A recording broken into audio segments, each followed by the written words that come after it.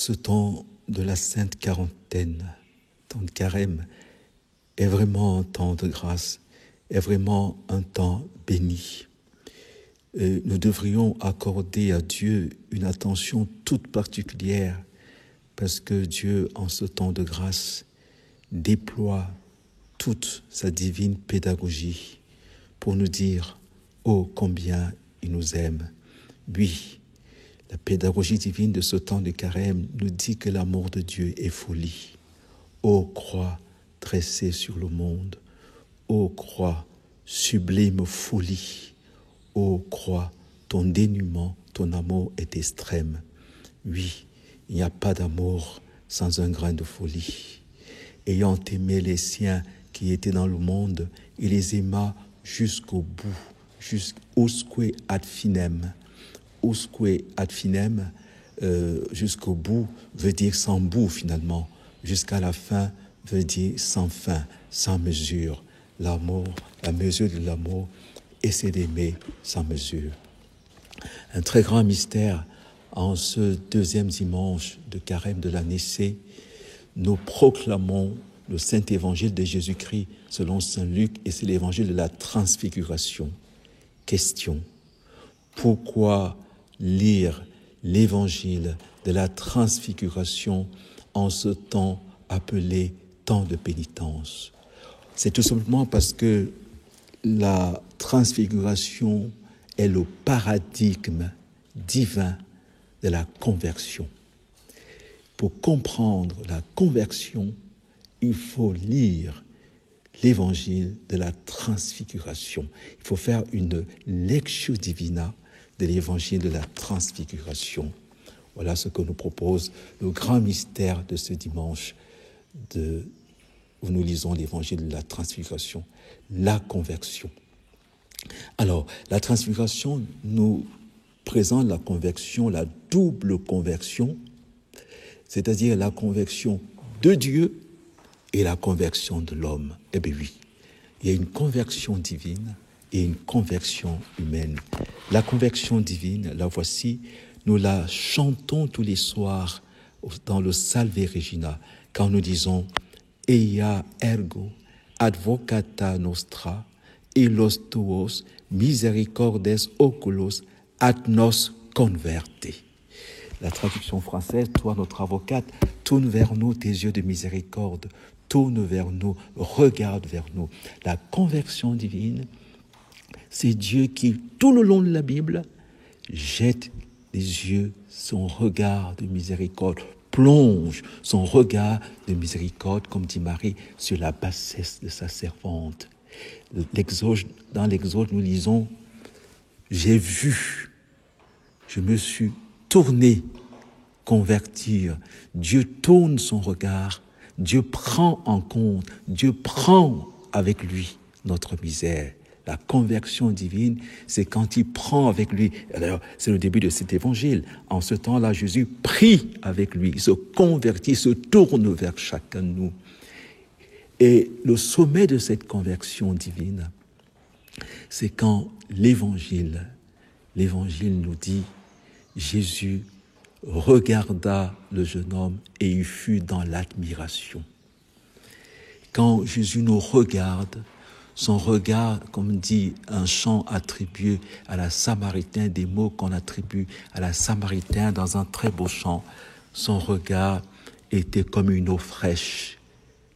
Quand il m'a regardé, le regard de Jésus nous renouvelle, le regard de Jésus nous recrée, le regard de Jésus nous connaturalise à lui, le regard de Jésus nous divinise, le regard de Jésus nous virginise. C'est le regard de Jésus posé sur Marie-Madeleine.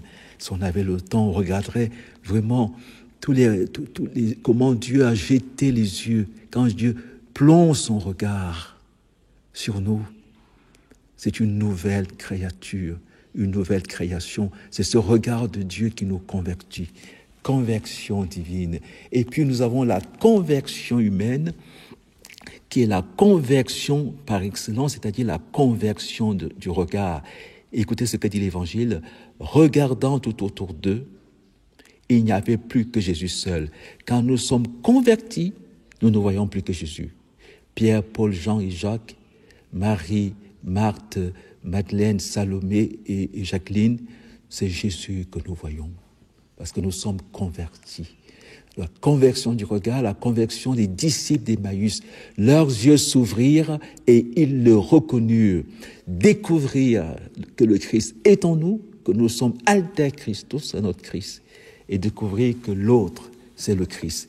C'est donc l'appel à la conversion à la fois divine et humaine qui nous est lancé en ce deuxième dimanche du carême, un appel à la contemplation, à la spéculation. Spéculer, contempler, c'est regarder avec les yeux de Dieu. Par ta lumière, nous voyons la lumière. Donc, la conversion ici est double et le mystère de la transfiguration, paradigme de cette double conversion, traverse toute la Bible. Toute la Bible, c'est très très beau. Parce que la transfiguration, mystère de lumière, qui rejoint l'intention première de Dieu à la création, puisque la première parole attribuée à Dieu, c'est que la lumière soit. Et le mystère de la transfiguration, mystère de lumière, va donc traverser toute la Bible. On n'a pas le temps de voir les détails, il faut aussi quelques moments clés de cette révélation, de cette succession de transfiguration dans toute la Bible. Nous avons Noé, transfiguré, qui traverse le déluge sans être englouti, qui, sortant du déluge, devient le père d'une nouvelle création. Nous avons Abraham, transfiguration d'Abraham. Tu t'appelleras plus Abraham, tu seras transfiguré en Abraham. La transfiguration de Jacob. Tu ne t'appelleras plus Jacob, tu seras transfiguré. Tu t'appelleras Israël. La transfiguration de Moïse. Moïse l'hébreu, Moïse l'Égyptien et Moïse le législateur. La transfiguration. La transfiguration de Simon-Pierre. Tu t'appelles Simon, tu es Simon. Tu seras transfiguré. Simon veut aussi dire poussière en hébreu, mais tu t'appelleras Pierre, car tu seras transfiguré. La transfiguration de Marie, Mère de Dieu. Elle dit à l'ange, comment cela peut-il se faire puisque je suis vierge?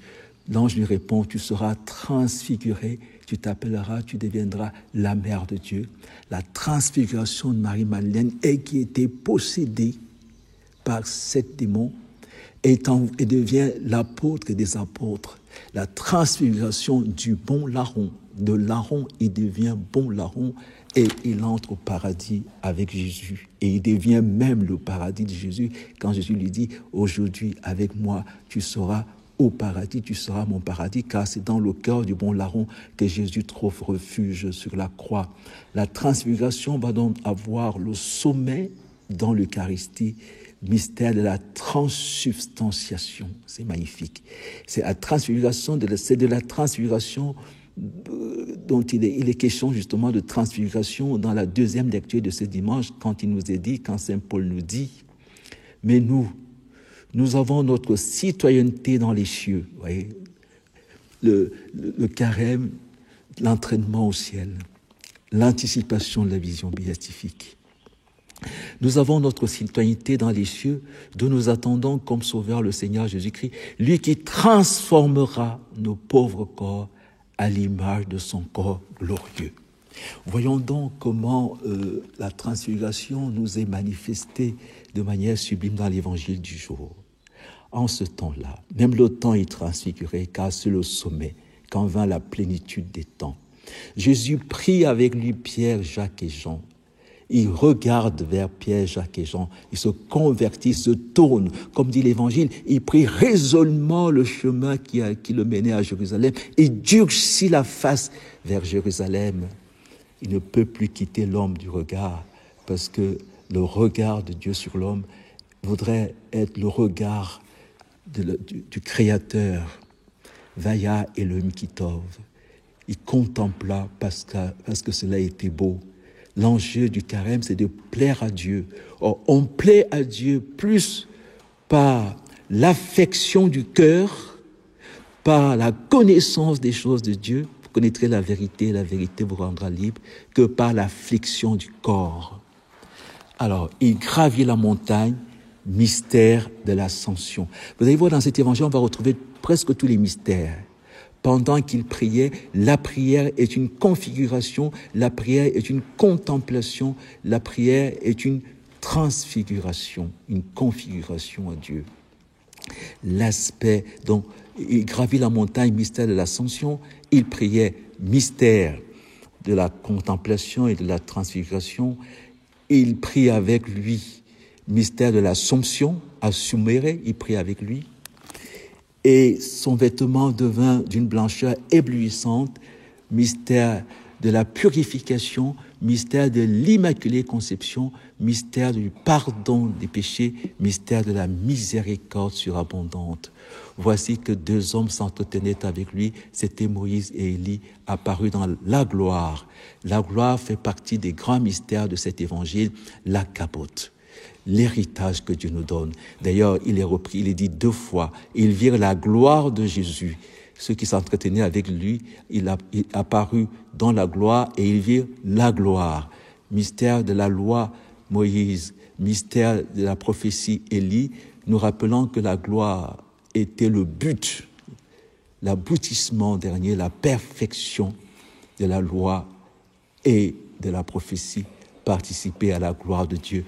Père, glorifie-moi de la gloire que j'avais auprès de toi et la gloire que tu m'as donnée, je la leur ai donnée. Ils virent la gloire de Dieu, ils anticipèrent la vision béatifique.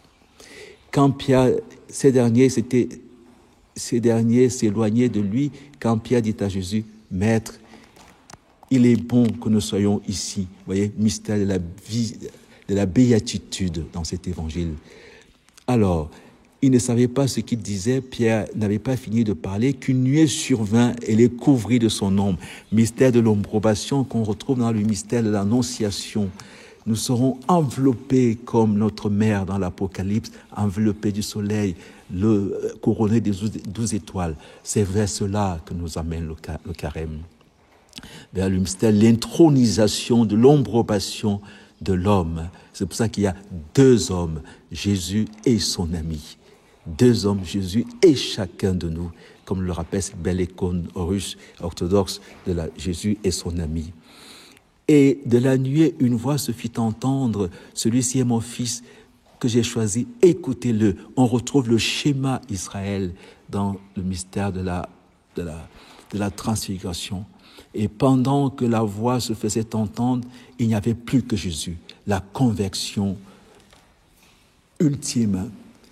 Les orthodoxes disent que le mystère de la transfiguration concerne d'abord les apôtres, car Jésus est Dieu, né de Dieu, lumière, né de la lumière, vrai Dieu, né du vrai Dieu, engendré, non pas créé. Mais c'est nous qui ne le connaissons pas, comme les disciples d'Emmaüs. Leurs yeux s'ouvrirent. Les yeux des apôtres sont ouverts à la transfiguration. Nous sommes transfigurés quand nos yeux s'ouvrent, quand nous sortons de l'ignorance, quand nous sortons des ténèbres, quand nous sortons des opinions, quand nous sortons du mensonge pour contempler la vérité.